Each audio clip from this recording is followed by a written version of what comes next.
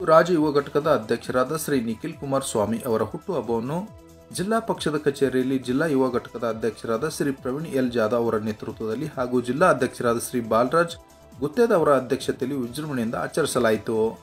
ಈ ಸಂದರ್ಭದಲ್ಲಿ ಮಹಾನ್ ಪ್ರಧಾನ ಕಾರ್ಯದರ್ಶಿ ಬಸವರಾಜ್ ಬಿರಿಬಿಟ್ಟಿ, ಹಿರಿಯ ಮುಖಂಡರಾದ ಶ್ಯಾಮರಾವ್ ಸೂರನ್, ಮಲ್ಲಿಕಾರ್ಜುನ್ ಸಂಗಾಣಿ, ಹನುಮಯ್ಯ ಗುತ್ತೇದಾರ್, ಸುನೀತಾ ಕೋರ್ವಾರ್, ನಾಗಯ್ಯ ಸ್ವಾಮಿ ಹೆಬ್ಬಾಳ್, ಚಂದ್ರಕಾಂತ್ ಮೋರೆ, ಸುನೀಲ್ ಕುಮಾರ್ ಬಿರೇದಾರ್, ದೇವೇಂದ್ರಪ್ಪ ಹಸನಾಪುರ್, ನಿಂಗಣ್ಣ ಪೂಜಾರಿ, ಶಿವಲಿಂಗಪ್ಪ ಪಾಟೀಲ್, ನಾಮದೇವ್ ಕಾಂಬ್ಳೆ, ಮಾರುತಿ ಚೌಹಾಣ್, ಬಸವರಾಜ್ ಸಿದ್ರಾಮ್, ಸುನೀತಾ ತಳವಾರ್ ಹಾಗೂ ಇತರರು ಭಾಗವಹಿಸಿದ್ದರು.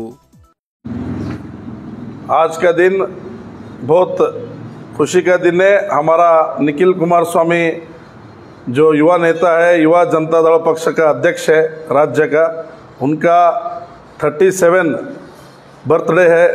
जन्मदिन के अवसर पर सभी जनता दल के कार्यकर्ता और सीनियर लोग सभी लोग मिलकर उनके जन्मदिन केक काटने के हिसाब से हम लोग उनका जन्मदिन जनता दल कचहरी में एक आयोजन किए गए हैं. वो एक संदर्भ है, उनको ऊपर वाला अच्छा खुशी दे और आगे उनका भविष्य उज्जवल हो बोलकर हम सभी लोग उनके लिए प्रार्थना कर रहे हैं.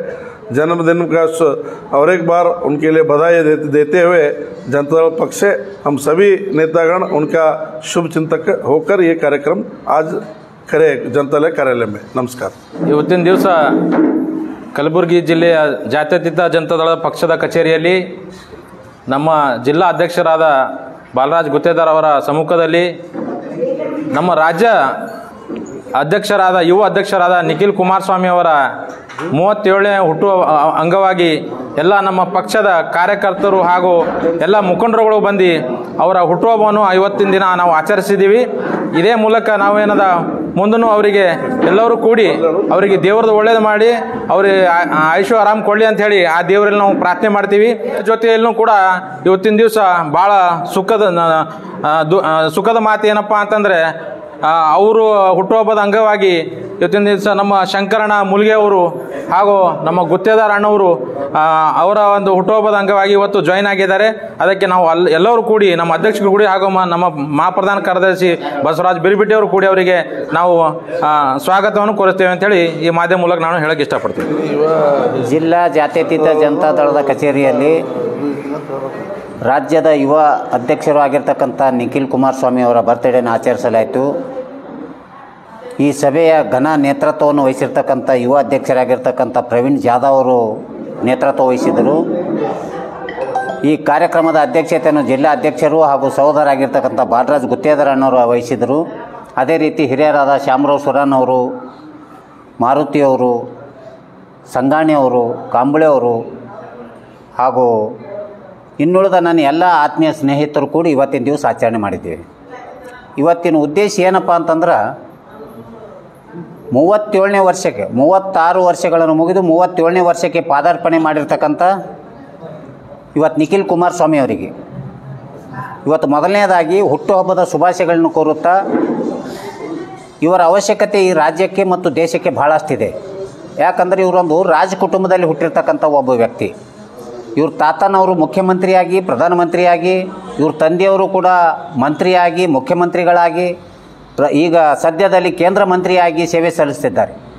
ತಮಗೆಲ್ಲರಿಗೂ ತಿಳಿದಿರುವ ಹಾಗೆ ಈ ರಾಜ್ಯದ ರೈತರ ಕಣ್ಮಣಿಯಾಗಿರ್ತಕ್ಕಂಥ, ಯಾಕಪ್ಪ ಇವ್ರಿಗೆ ರೈತರ ಕಣ್ಮಣಿ ಅಂತಾರ, ದೇವೇಗೌಡರು ಉತ್ತರ ಕರ್ನಾಟಕದಲ್ಲಿ ಆಲ್ಮಟ್ಟಿ ಡ್ಯಾಮ್ ಆಗಿರ್ಬೋದು, ಅಪ್ಪರ್ ಕೃಷ್ಣ ಪ್ರಾಜೆಕ್ಟ್ ಆಗಿರ್ಬೋದು, ಭೀಮಾ ಬ್ರಿಡ್ಜ್ ಕಮ್ ಬ್ಯಾರೇಜ್ ಆಗಿರ್ಬೋದು, ಹಲವಾರು ನೀರಾವರಿ ಯೋಜನೆಗಳನ್ನು ಮಾಡಿ ಮಣ್ಣಿನ ಮಗನಾಗಿದ್ದಾರೆ.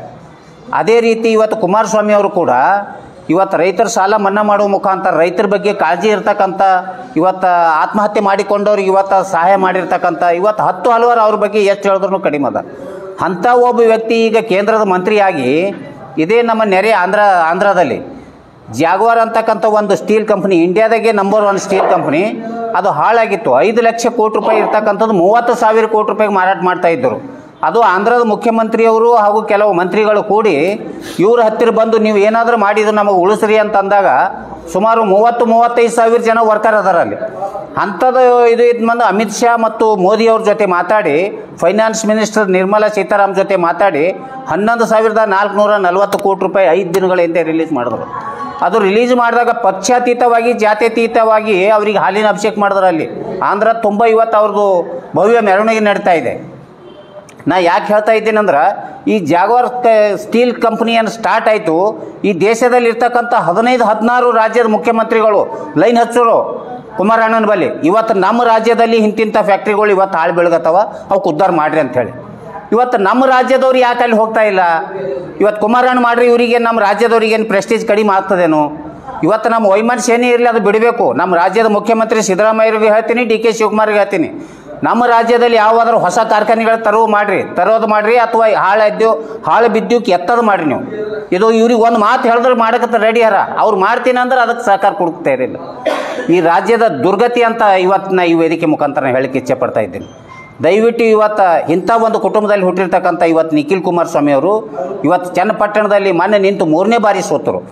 ಆದ್ರೂ ನಾ ಈ ಮಾತು ಯಾಕೆ ಹೇಳ್ತಾ ಇದ್ದೀನಿ ಅಂದ್ರೆ, ಚಿಕ್ಕ ವಯಸ್ಸಿನಲ್ಲಿ 3 ಬಾರಿ ಸೋಲು ಕಂಡ್ರೂ ಕೂಡ ಇವತ್ತು ಎದೆಗುಂದದೆ ಇವತ್ತು ಹಸುನ್ ಮುಖದಿಂದ ಇವತ್ತು ರಾಜ್ಯದಲ್ಲಿ ಎಲ್ಲ ಜಿಲ್ಲೆಗಳನ್ನು ತಿರುಗಾಡುತ್ತೆ ಇವತ್ತು ಸಂಘಟನೆ ಮಾಡ್ತಾ ಇದ್ದಾರೆ. ಇವತ್ತು ಅದಕ್ಕೆ ಅಂತಾರೆ ಸೋಲು ಗೆಲುವಿನ ಬೆನ್ನೆಲುಬು ಅನ್ನೋ ಹಾಗೆ ಇವತ್ತು ಕುಮಾರಸ್ವಾಮಿ ಅವರು ಒಳ್ಳೆಯ ಕಾರ್ಯಕ್ರಮ ನಡೆಸ್ಯಾರ. ಇವತ್ತು ಕುಮಾರಸ್ವಾಮಿ ಅವ್ರ ಹೆಸರಿನ ಮೇಲೆ, ಅವ್ರ ತಾತನ ಹೆಸರ ಮೇಲೆ ಇವತ್ತು ನಿಖಿಲ್ ಕುಮಾರಸ್ವಾಮಿ ಅವ್ರನ್ನ ಬೆಳೀತಾ ಇದ್ದಾರೆ. ಇವತ್ತು ಕರ್ನಾಟಕದ ಕಣ್ಮಣಿ ಆಗ್ತಾರೆ. ಇವತ್ತಿಲ್ಲ ನಾಳೆ ಗೆದ್ದು ಬಂದು ಈ ರಾಜ್ಯದ ಸೇವೆ ಮಾಡಲಿ ಅಂಥೇಳಿ, ಅವ್ರಿಗೆ 100 ವರ್ಷ ಆಯುಷ್ಯ ಕೊಡಲಿ ಅಂಥೇಳಿ ಶುಭ ಹಾರೈಸ್ತಾ ಇದ್ದೇನೆ.